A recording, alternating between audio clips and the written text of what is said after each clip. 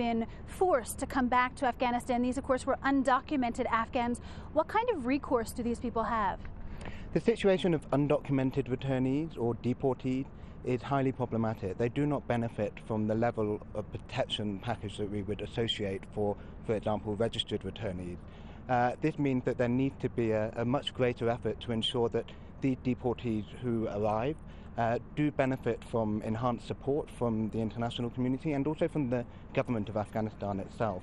Those needs are similar to the registered returnees, such as houses, land and property. Also livelihood is very important. What we see is a number of these deportees become de facto internally displaced persons on arrival in Afghanistan. And there are 1 million of these people in Pakistan right now. We don't really have a sense of the numbers that are coming across because they're coming across in dribs and drabs. The numbers are problematic. We know that there's an estimated number of 1 million unregistered Afghans residing in Pakistan. The challenge is understanding what the profile of this population is. How many have specific vulnerabilities that we need to be prepared for when they return? How many are elderly? How many are widows? How many are women, single-headed households? These are the populations that are of concern for us on arrival in Afghanistan and who we need to expend specific effort to try and support their reintegration when they arrive back in Afghanistan. And 2 million registered refugees in Pakistan facing possibly the threat of losing their registered status. These people do have legal documentation, do have legal rights, would get a package if they came back to Afghanistan. But now we're looking at the possibility of 2 million of them losing their refugee status. What do you think of the possibility of that is, and what kind of challenge is that?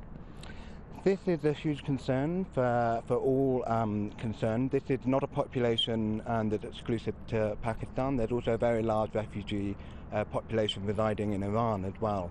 The expiration of the deadline at the end of this year means that we all need to be making concerted effort to try and look at what support the international community can provide to the government of Pakistan to try and ensure that these populations are able to return in a voluntary manner and that they are able to find durable solutions in Pakistan that might be appropriate.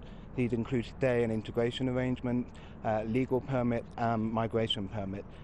There is a deadline that everyone's concerned about, but now the effort really needs to be on achieving solutions and having proper concerted dialogue with the Pakistani government in order to support their hosting of this very large refugee population. Moving 3 million Afghans would be difficult on both sides of the border, both for Pakistan and for Afghanistan. Absolutely. The logistical challenge associated with that is immense.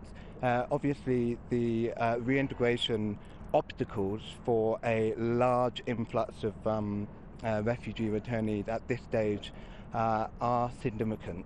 The security conditions are not always appropriate in their place of origin in Afghanistan.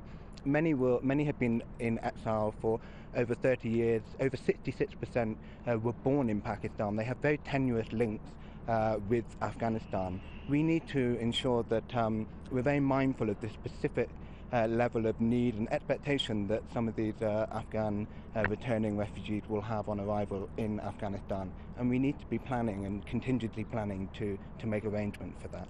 Dan Tyler